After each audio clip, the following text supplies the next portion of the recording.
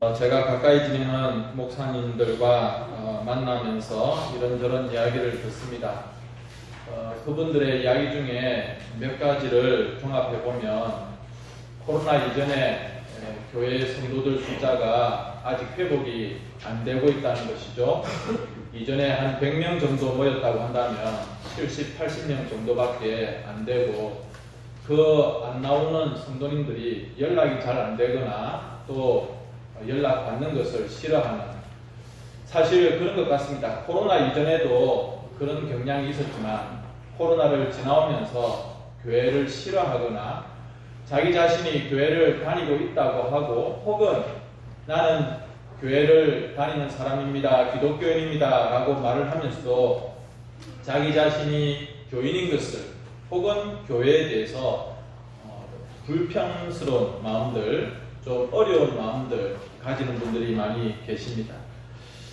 성도님 여러분, 왜 교회를 다녀야 할까? 왜 교회를 다니십니까? 라고 하는 질문에 대해서 여러분들은 어떻게 답을 하실 수가 있겠습니까?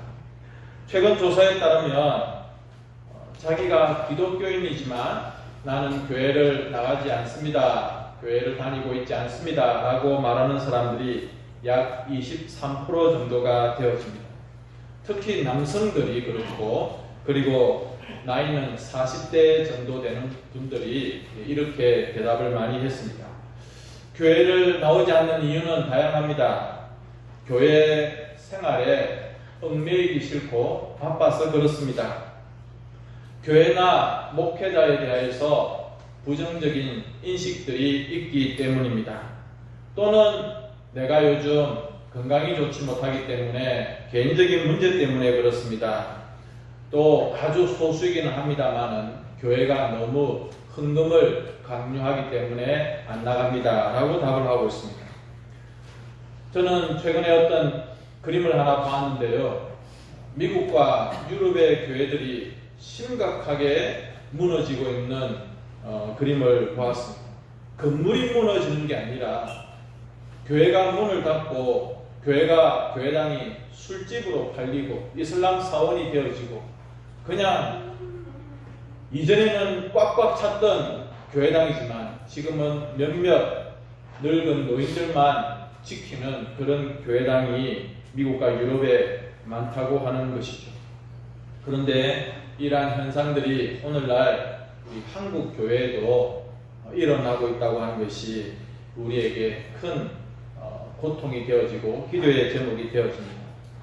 저는 여러분들에게 다시 한번 질문하고 싶습니다. 왜 교회를 다니십니까? 결론부터 말씀드리자고 한다면 교회는 어머니와 같은 곳입니다. 그래서 어떤 교회 학자는 교회를 떠나서는 구원도 없다라고 그렇게 말을 하고 있습니다. 교회는 어머니다, 그리고 교회를 떠나서는 구원이 없다라고 말을 한다고 한다면 우리가 그 대답에 대해서 다시 한번 질문을 할 때 우리는 어떤 대답을 해줄 수 있을까?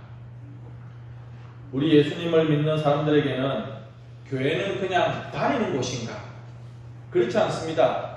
물론 다니는 곳이지만은, 그러나 교회는 우리의 온 몸과 마음을 다하여서 우리의 신앙의 고백을 드리는 그 모임을 교회라고 말할 수가 있습니다.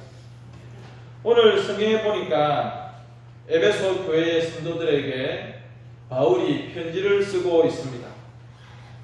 자기는 지금 이 교회 성도들과 떨어져 있기 때문에 만날 수가 없기 때문에 소식이 궁금합니다.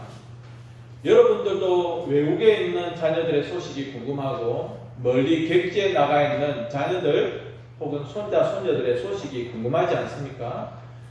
무소식이 희소식이다 라고 하겠지만, 그러나 소식을 들으면 나의 궁금증이 해결되죠. 이 바울이 그렇습니다. 자기는 지금 매여있고 자기는 지금 자유롭지 못한데 자기가 사랑했던 교회의 성도들의 그 소식이 궁금합니다. 그래서 이 편지를 쓰고 있습니다. 자기가 감옥 안에 있고 자유스럽지 못한 그런 가운데 전해 듣는 소식이 뭐냐면 15절과 16절인데, 내가 몸은 떨어져 있는데 여러분들이 서로 사랑하고 있다는 소식을 들으니 내가 참 마음이 감사합니다. 그런 감사함 가운데 너무 기뻐서 여러분들에게 지금 이렇게 편지를 씁니다. 라고 15절과 16절에 말하고 있습니다.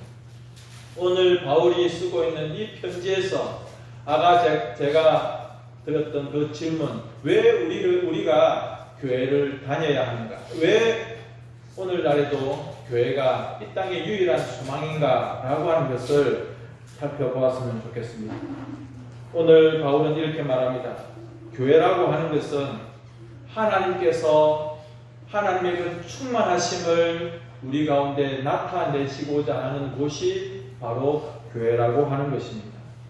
왜 우리가 교회를 다녀야 되는가? 왜 우리가 옥산교회라고 하는 그 이름 가운데 속해 있어야 되는가? 우리가 함께 모여서 함께 예배하고 함께 사랑을 나누는 이것이 왜 필요한가라고 하는 것을 오늘 함께 말씀을 가지고 나누어 보았으면 좋겠습니다. 첫 번째로는 교회에서 인생의 의미를 찾기 때문에 그렇습니다. 최근에 우리 교회에 찾아오시고 방문하시고 또 그러는 가운데 등록을 하시거나 또 우리 교회를 오시는 분들이 계십니다. 여러분, 교회를 출석하는 것, 그분들이 교회에 등록하시는 것 참 쉽지 않으십니다. 특히 새신자들은 교회를 한 번도 찾아와서 예배 드린 적이 없는 교회라고 하는 이 장소가 너무 낯설기 때문에 이곳에 와서 앉아있는 것 자체가 참 여러 가지로 불편할 수도 있고 어색할 수도 있고 부담이 되었습니다. 또 기존에 교회를 다니시는 분들이라 할지라도 이곳에 여러 가지 이유로 오셔가지고 우리 교회에서 예배를 드리는 것 사실 쉽지 않은 것입니다. 무엇보다도 새신자들이 전에는 교회를 모르는 분들, 전에는 절에 다니시고 또 다른 종교를 믿던 분들이 교회에 오시는 것이 왜 힘든가? 첫 번째로는 매주일마다 정기적으로 교회당에 오시는 것이 그들에게는 참 쉽지 않은 일이죠. 두 번째로는 교회와 기독교에 대해서 부정적인 생각들이 많이 있습니다. 교회는 이렇다, 교회는 이렇다, 이런 여러 가지 말들을 많이 들었고 또 혹시 교회가 저 교회라고 하는 곳이 이단이 아닌가 혹은 사이비가 아닌가 그런 생각들을 가지는 분도 계십니다. 내가 저 교회를 다니다가 혹시 너무 깊이 빠져가지고 혹시 문제가 되지 않을까 이런 생각들을 가지는 분도 계십니다. 또 여러분, 교회를 다니면 평소 자기가 즐기던 것들을 잘 하지 못합니다. 일요일마다 늘 등산을 가는 분들은 등산 가는 것들을 포기해야 되죠. 일요일마다 낚시를 가는 분들, 일요일마다 운동을 하는 분들, 이제 교회를 다니시고 예수님을 믿기 시작하면 이런 것들로부터 점점 멀어지게 되는 것입니다. 또 가족들의 반대도 있을 수 있고요. 헌금이 부담이 될 수도 있습니다. 제사 문제가 걸릴 수 있습니다. 이런 여러 가지 이유가 있음에도 불구하고 우리 교회에 오셔서 등록하시고 또 우리 교회의 한 가족이 되신 분들이 이 자리에 지금 계시기 때문에 우리 다 같이 그분들을 격려하고 감사하다는 마음으로 박수 한번 하겠습니다. 아마도 교회를 다니시는 분들 중에서 또 내가 교회를 다녀야 되겠다라고 결정하신 분들 중에서 인생의 어떤 의미를 찾고 싶고 참된 행복을 만나고 싶으신 분들이 계실 것입니다. 근데 여러분, 사실 여러분들은 인생의 의미와 행복을 위해서 참 많이 수고해 오셨습니다. 남편으로서, 어머니로서 혹은 한 개인으로서 열심히 땀을 흘리고 살아오셨습니다. 무엇을 위해서? 인생의 의미를 발견하고 행복해지기 위해서 나의 모든 삶을 열심히 일하고 땀 흘리며 노력함으로 어떻게 해서든지 우리 가족들과 함께 행복하게 한번 살아보고 내 인생의 의미를 찾아보자, 그렇게 수고해 오신 여러분들, 그러면 여러분들의 그 살아오신 땀 흘리고 수고하신 지난 날들이 의미가 없고 아무것도 아니었느냐? 그런 것은 아닙니다. 그런데 여러분, 그렇게 땀 흘리고 수고하면서 가족을 위해서 여러분의 평생을 수고하며 나의 행복과 또 인생의 의미를 위해서 살아왔는데 묻고 싶습니다. 여러분들은 그 인생 중에서 인생의 행복과 인생의 참된 의미를 발견하셨습니까? 아마도 여러분들 중에서 대부분은 그런 것 같지 않습니다 라고 대답하실 것입니다. 그래서 교회가 중요하고 교회에 오셔야 되는 것이죠. 18절 말씀에 바울이 이렇게 이야기합니다. 하나님, 성도들이 이것을 알게 해주십시오. 무엇을요? 무엇을 알게 해달라는 거예요? 성도들이 하나님을 믿음으로써 하나님이 얼마나 충만하신 분이신지, 그 충만하신 가운데 하나님께서 그 인생들을 행복하게 해주시고 그 충만하신 가운데 인생의 의미를 주시는 분이라고 하는 것을, 그것을 또한 교회를 통해서 알게 된다는 것을 성도들이 알게 해주십시오. 그렇게 기도하고 있습니다. 하나님이 여러분들을 왜 교회로 불러주셨습니까? 그것은 이러한 인생의 행복과 참된 의미를 발견하라고 바로 우리를 교회로 불러주셨다고 하는 것이고, 우리는 그것을 하나님의 은혜라고 이야기를 하는 것입니다. 이 자리에 계시는 여러분들은 아마 그런 생각을 가질 수도 있을 것입니다. 내가 결정해서 내가 교회를 갔다, 내가 그리스도인이 되었다, 혹은 누가 나를 전도해서 내가 그렇게 교회에 왔다, 그렇게 이야기하시는 분들이 계실 것입니다. 내가 와서 등록카드를 쓰고 내가 교회의 교인이 되었다, 그렇게 말하시는 분들이 계실 것입니다. 그러나 여러분, 저는 이렇게 말씀드리고 싶습니다. 내가 내 발로 교회당에 와서 내가 내 손으로 등록카드를 써서 내가 교회의 교인이 된 것이 아니라 누가 불러주셔서, 하나님이 불러주셔서 내가 하나님의 가족이 되어지고 교회의 성도가 되어준 줄 믿으시기 바랍니다.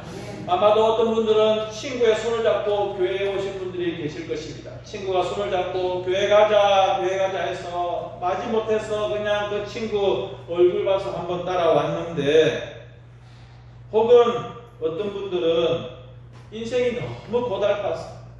아유, 이렇게 살아도 안 되고 저렇게 살아도 안 되고 내 인생 왜 이렇게 힘들지, 왜 이렇게 고달프지 하다가 교회당을 보고 친구들의 이야기를 듣고 그렇게 교회에 왔다고 말하시는 분도 계실 것입니다. 또 어떤 분들은 아유, 우리 집은 대대로 기독교 집안이기 때문에 나는 뭐 자동적으로 교인이 되었다, 그렇게 말하는 분도 계실 것입니다. 여러분, 정말 그게 전부일까요? 그냥 친구 손잡고 온 것, 그래서 내가 교인이 된 것, 그게 전부입니까? 내 인생 고달파서 교회에 와서 내가 등록하게 되어진 것, 그게 전부인가? 라고 하는 것이죠. 내가 믿는 집에 태어나서 내 의지와는 상관이 없이 나는 자동적으로 교회를 다니게 되었다, 엄마 뱃속에서부터 교회를 다녔다, 그렇게 말을 할 수 있을 것입니까? 친구가 교회 가자고 했을 때 우리는 얼마든지 거절할 수 있습니다. 아주 얼굴을 싹 벌리면서 나는 절대 교회 안 가 라고 거절할 수 있었는데 왜 우리는 지금 교회를 다니고 있습니까? 인생이 아무리 고달파도 아무리 눈물 나도 나 교회 같은 데 안 갈 거야 라고 마음 가운데 결심할 수 있었을 텐데 왜 교회를 다니고 있는 것입니까? 사람들이 예수님을 이야기하고 전도할 때 아주 무관심했습니다. 예수 천당 불신지어 외치는 사람들을 볼 때마다 짜증이 났습니다. 그런데 어느 날 고개를 들어서 빨갛게 빛나고 있는 교회 십자가를 보고 왠지 내 마음 가운데 교회 가고 싶다. 교당에 땡그름 교회 종소리를 듣고, 다른 날은 그게 시끄러웠어요. 다른 날에는 그냥 교회당 보기만 보면 짜증났어요. 그런데 어느 날 갑자기 내 마음 가운데 그 종소리가 나를 부르는 소리처럼 들렸던 것이죠. 여러분, 이게 무엇입니까? 내 의지가, 내 어떤 결단이 있었습니까? 그 이전에 누구의 부르심이 있었다는 거예요? 하나님의 부르심이 있었다는 것입니다. 누군가가 전해주는 그 전도지, 예수님을 믿으면 구원받는다고 하면서 전해주는 그 전도지 한 장, 다른 날에는 받기도 싫었고 받자마자 그냥 버리고 찢어버렸습니다. 어느 날 그냥 그것을 무심코 받아가지고 그냥 한번 읽어봤는데 그냥 마음에 그 성경 구절이 확 와닿는 거예요. 그래서 교회 가고 싶은 생각이 드는 것이죠. 이런 마음을 누가 주신 거냐라고 하는 것입니다. 여러분, 하나님이 우리를 부르셔서 하나님 나를 사랑하시고 하나님이 지금까지 나를 기다려 주신 것이죠. 하나님이 너무너무 나를 원하시고 계시고, 그래서 우리에게 사랑하는 나의 자녀들아, 교회로 나와서 하나님 안에서 참된 행복과 인생의 의미를 발견하여라 라고 하는 그 주님의 부르심이 있었다는 것입니다. 교회는요, 헬라어로 에클레시아라고 되어 있습니다. 에클레시아는 밖에서부터 건져내어 불렀다는 뜻을 가지고 있습니다.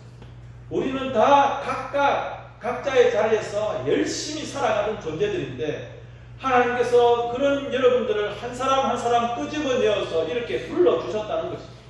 다 각각 다른데, 그런데 하나님의 사랑 가운데 우리를 하나님의 그 원하시는 뜻 가운데서 불러주셔서 밖에서부터 불러 모은 우리들을 모임을 이루게 하시고 교회를 이루게 하셔서 우리를 하나님의 백성 삼아 주셨다고 하는 것입니다. 내 인생이 그 죄악과 고통의 구덩이에서 그냥 평생토록 어려움과 눈물 나는 시절을 보내도 할 말이 없는데, 하나님이 그러한 우리들을 그 저주와 고통의 구덩이에서 건져주셔서 우리로 하여금 하나님을 향하여서 아빠 아버지라고 부를 수 있는 놀라운 축복을 주셨다는 것이고, 생명과 기쁨과 만족과 행복의 자리로 우리를 인도해 주셨다고 하는 것, 이것이 은혜라고 하는 것입니다. 그리고 그것을 경험하는 곳이, 현장이 바로 교회라고 하는 것이죠. 시편 71편 6절에 무슨 말을 하고 있냐면, 내 일생에 내가 100발의 노인이 되었으라도 나는 항상 주님을 찬송하겠습니다. 여러분, 갓 태어난 아기에서부터 그가 70을 살고 80을 살고 90이 살아서 이제는 머리가 완전히 100발이 되어지고 허리가 굽어지는 인생이 되었는데도 불구하고 내 인생 헛살았다, 내 인생 잘못 살았다, 내 인생 아이고 그런 인생이 아니라 하나님으로 인하여서 평생을 찬송할 수 있는 행복과 의미를 발견했다는 고백이 바로 여기에 있습니다. 성도 여러분, 인생의 의미를 알고 싶다면, 그리고 인생의 참된 행복을 발견하고 싶다면 교회로 나오시고 일평생 교회를 떠나지 마시기를 바랍니다. 교회로 모여야 되는 두 번째 이유는 무엇이냐면 신앙의 체험입니다. 옛날에는 TV에서 요리하는 프로그램을 보여줬습니다. 또 여성 잡지에 보면 항상 뒤편에 보면 여성들을 위한, 가정주부들을 위한 요리의 어떤 그런 것들이 있었습니다. 여러분들 그것을 보고 요리를 이렇게 하는구나 라고 하는 것, 요즘은 유튜브나 여러 가지로 음식에 대해서, 요리에 대해서 배우는 방법들이 많이 있습니다. 그러나 여러분, 그냥 눈으로 보는 것, 지식으로 알고 있는 것하고 실제적으로 내가 해보고 체험하고 경험하는 것은 다릅니다. 우리 집에서 계란 후라이를 누가 제일 잘 할까요? 여러분들께서는 아마 사모님이 제일 잘할 거라고 생각을 하시겠지만 아닙니다. 제가 제일 잘합니다. 왜냐하면 저는 기장에서 닭 장사를 하시고 계란 장사를 하던 아버지 어머니에게서 계란 후라이를 배웠습니다. 30년 이상을, 거의 한 40년 가까이를 계란 후라이를 잘 하고 있습니다. 아내보다 계란 후라이를 잘하기 때문에, 왜냐하면 여러분, 아내는 이제 결혼하고 나서 겨우 지금까지 계란 후라이를 하는데 우리 아이들은 완전히 저에게 빠져 있습니다. 저의 계란 후라이에 빠져 있습니다. 이게 진짜 실력이고 능력인 것이죠. 아내가 계란에 대해서, 후라이에 대해서 저보다 더 잘 알 수가 없는 거예요. 왜냐하면 저는 알부자집 아들이기 때문에. 교회도 마찬가지입니다. 교회를 다니는 것하고 교회를 다니면서 내가 신앙과 은혜를 경험하고 체험하는 것 완전히 다른 것입니다. 미국에 대해서 아는 것과 미국을 직접 방문하고 미국에서 직접 살았던 사람하고는 미국에 대한 이야기가 달라지는 것 아니겠습니까? 신앙생활을 하면서 체험하고 경험하는 것이 바로 그런 것입니다. 성경을 잘 배우는 것, 성경 지식을 잘 알고 있는 것도 중요합니다. 기본 중에 기본이죠. 그런데 그 알고 있는 신앙을, 그 믿음을, 그 지식을 실제 나의 삶에서 살아내야지 그것이 실력이 되고 능력이 되는 것입니다. 머리로만 알고 있으면 안 되는 거예요. 오늘 아침에 새가족들과 함께 성경 공부를 했는데 여러분이 잘 아시는 예화 중에 하나를 말씀을 드렸습니다. 여기 의자가 있습니다. 제가 알고 있기에 저 의자에 내가 앉으면 참 편하겠다라는 생각만 가지고 있는 사람하고 그 의자가 내가 앉으면 참 편하겠다 해서 그 의자에 앉는 사람하고 이런 뭐가 다릅니까? 저 의자가 참 편하겠지라고 하면서 생각만 계속 하고 있으면 그 사람은 계속 다리만 아파요. 그런데 내가 저 의자에 앉으면 편하겠구나 해서 앉으면 체험하면 경험하면 그것은 다른 것이죠. 여러분, 그냥 내가 알고만 있고 그것을 실제로 삶으로 살아내지 못하는 사람은 어린아이와 같은 메말라버린 열매 맺지 못하는 신앙이라고 하는 것입니다. 성도 여러분, 여러분의 온 마음과 힘을 다해서 여러분이 알고 있는 바, 믿고 있는 바를 생활 속에서 그렇게 체험하고 경험하고 삶으로 살아내실 수 있는 여러분이 되시기를 바랍니다. 그런 현장이 교회라는 것입니다. 성경은요, 예수님이 교회의 머리다 그렇게 말하고 있고 교회는 그 머리 대신 주님과 연결되어져 있는 몸이라고 말하고 있습니다.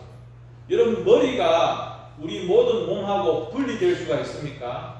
내 손이 머리와 전혀 상관없이 움직일 수 있나요? 내 다리가 내 의지와 전혀 상관없이 움직일 수 있나요? 그런 사람이라고 한다면 어디 몸이 불편하거나 고장난 사람이겠죠. 우리의 몸, 손과 발, 몸에 있는 모든 기관들, 내 뱃속에 있는 모든 장기들, 그 모든 것들이 다 연결되어져 있고 떨어질 수 없는 것, 바로 그것이 교회다라고 말하고 있습니다. 우리들은 누구와 끊어질 수 없습니까? 예수님과 떨어질 수 없고 우리는 다 교회의 성도들의 모습들이 서로 연결되어져 있고 연합되어져 있다는 것입니다.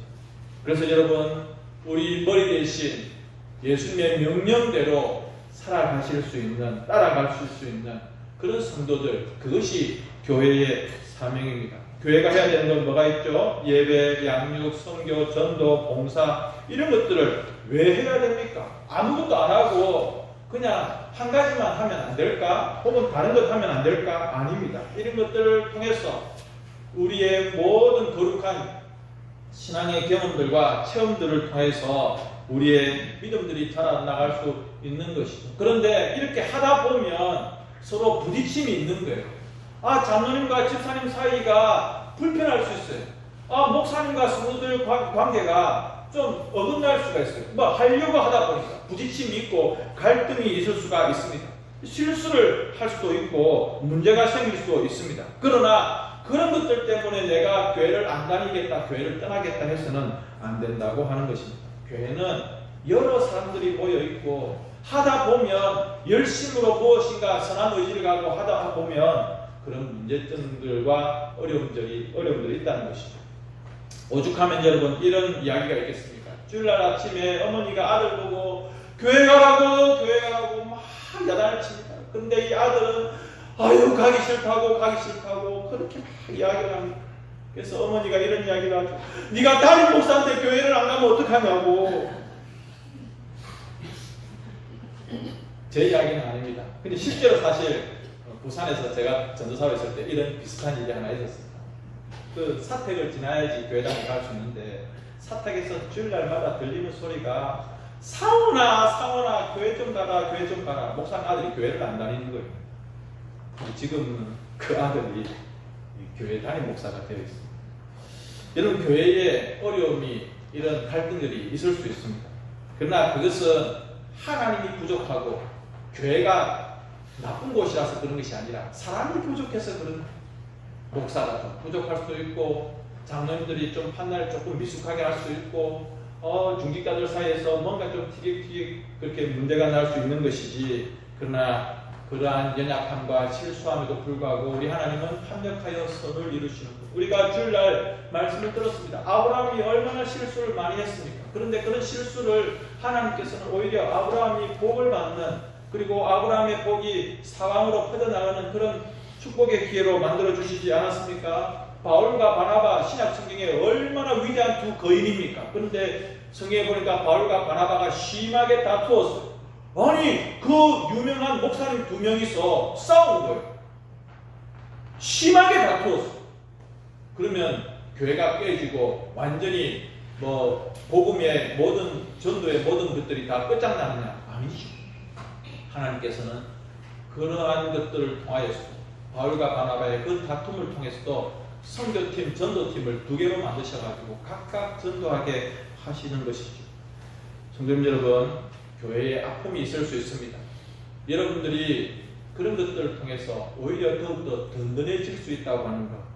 그래서 우리가 이 아픔의 상처들에 다시 닦지가 않고 또 건강하게 될 수 있다고 하는 것을 기억하시고, 이 교회를 책임지시는 분은 목사도 아니고요, 또 장로님도 아니고요, 어떤 특정 개인도 아니고 우리 주님께서 책임지시기 때문에 열심히 여러분들이 봉사하고 수고하고 또 은혜를 경험하고 그렇게 살아가시는 것이죠. 세 번째로는 사랑의 보살핌입니다. 지금은 덥지만요, 만약 추운 겨울날, 안강장날에 너무너무 추워요. 살을 애는 것 같은 추운 겨울날 안강장날입니다. 그런데 누군가가 나무를 조금 모아가지고 난로를 만들어서 불을 붙였다고 합시다. 그러면은 누가 오라고 하지 않아도 어떻게 하죠? 그 난로가에 손이라도 좀 째고 그렇게 하려고 사람들이 모여드는 것입니다. 향기로운 꽃이 있으면 벌과 나비에게 현수막 안 걸어놔도 됩니다. 벌님, 나비님, 여기에 예쁜 꽃이 있고 꿀이 잔뜩 있습니다. 이 꽃을 찾아오십시오. 내비게이션 주소 가르쳐주고 하지 않아도 꽃이 향기롭고 꿀을 잔뜩 가지고 있으면 벌과 나비들이 찾아오게 되어 있고, 추운 겨울날 광고하지 않아도 따뜻한 불이 피어 있으면 안강장날 사람들이 모여서 불을 쬐는 것처럼 교회가 사랑이 많고 교회가 잘 보살펴주는 교회면 사람들이 모이게 되어 있는 것입니다. 저는 우리 옥산교회가 그런 교회가 되어지기를 원합니다. 어떤 교회? 사랑으로 챙겨주고 보살펴주는 교회. 15절에 보니까 바울이 감사하고 있는데요. 뭘 감사하면 여러분들이 믿음과 사랑으로 서로 함께 하고 있다고 하는 것을 내가 들었습니다. 참 감사합니다. 들리는 소식이 교회에서 싸웠습니다. 교회에서 문제가 생겼습니다. 이게 아니라 교회에서 좋은 소식들을 들었다는 거예요. 그것을 듣고 감사하는 거예요. 여러분, 우리가 몸에 대해서 굉장히 잘 챙기잖아요. 저도 영양제라든지 이런 약들을 먹고 있습니다만 우리가 얼마나 약을 많이 먹고 운동도 하고 우리의 건강을 챙깁니까? 내 몸을 소중하게 여기고 챙기는 것처럼 우리 예수님은 교회의 모든 지체들을 아끼고 사랑하고 챙기시는 분이시고 교회가 그렇게 해야 된다는 것입니다. 만약 여러분 옥산교회가 사랑이 없는 교회다 이런 말 퍼지면 목사의 책임이고 우리들 각자의 책임입니다. 그런데 교회가 사랑을 나누어주고 교회가 없는 자들, 힘든 자들을 도와주는, 보살펴주는 교회다라고 하면 이건 우리 모두의 기쁨이고 또 우리 주님께 기쁨과 영광이 되어지는 것이죠. 그런데 여러분, 너무 사랑만 받으려고 하지 마십시오. 자꾸 교회가 사랑이 없다, 왜 나 안 챙겨주나 그렇게만 하지 마시고 여러분 스스로가 사랑을 베풀어주고 나누어주는, 보살펴주는 그런 한 사람 한 사람이 되셨으면 좋겠습니다. 그래서 여러분들이 교회당에 오실 때마다, 예배로 오실 때마다 사랑도 받으시고 또 반대로 사랑도 나누어 주시고 사랑을 잔뜩 주고 가시는 그런 우리 교회가 되었으면 좋겠습니다. 제가 새벽에 레위기 말씀을 보면서 맥주절에 대한 말씀이 있던데 보니까 땅에 추수를 다 하지 말고 한쪽 귀퉁이를 남겨두어라. 가난한 사람들 그거 가지고 살아가도록 해라. 또 곡식 이삭들이 떨어져 있으면 그거 다 줍지 말아라. 가난한 사람들, 그 사람들 죽어가도록 해라. 그런 말씀이 레위기에 나오더라고요. 그래서 저는 이번 맥주절에는 오후에 주보에 광고도 나와 있습니다만은 오후에 여러분 집에 있는 물건들 중에서 새 거 앞에다가 좀 가지고 오시는 거. 중고 안 되고요. 이거 버리기는 좀 그런데 그런 것도 안 됩니다. 새 거 가지고 와가지고 우리 집에 몇 개 있는데 이거 새 건데 예를 들면 샴푸 우리 집에 5개 있는데 이거 그냥 교회다가 가지고 오시면 그거 필요한 분이 가져가시는 거예요. 아이고 우리 집에는 뭐 내놓을 거 없습니다. 안 가지고 오셔도 돼요. 그런데 우리 집에 있어서 새 거여서 나누어 주고 싶은 거 우리 집에 넉넉한 거 아우 이번에 감자가 너무너무 잘 됐는데 감자 한 박스 됩니다. 뭐 양파 한 마 됩니다.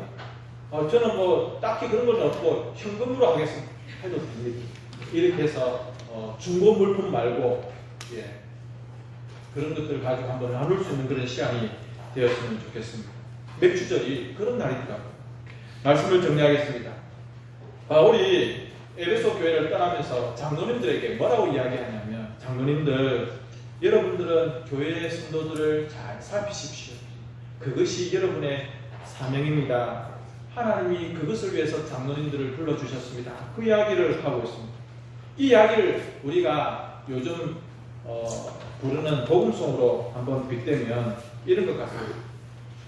사랑이 넘치기보다는 사랑이 넘치는 교회, 섬김을 원하기보다는 섬김의 기쁨을 알아가는 교회, 세상이 주목하기보다는 주님이 주목하는 교회, 화려한 겉모습보다는 중심이 주를 향하는 교회, 서로가 서로를 깊이 아는 교회, 서로를 사랑하는 하나 되는 거룩한 교회.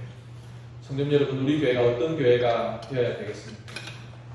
물론 사람이 많이 모이는 교회, 건물이 웅장한 교회 괜찮을 겁니다. 그런데 진짜 원하는 것은 사랑이 있는 교회, 그리고 그 사랑으로 서로 살펴주고 챙겨주고 그리스도의 위로와 또 하나님의 충만하심이 가득한 교회, 우리 하나님이 정말 원래부터 디자인하셨던 교회의 머리 되신 예수님이 진짜 원하셨던 바로 그 교회. 아까 우리 장로님 말씀하셨지만 기도하셨지만 한국 교회가 너무 물질 만능에 찌들어져 있어요. 그래서 세상 사람들에게 손가락질을 받아요. 교회가 왜 저러나? 우리 교회는 그리고 여러분들은 그렇게 하지 말자는 거예요. 하나님께서 원래 우리에게 원하셨던 그런 교회를 만들어가는 우리 교회가 되었으면 좋겠습니다. 이 시간, 이 말씀, 이 기도 생각하면서 함께 소리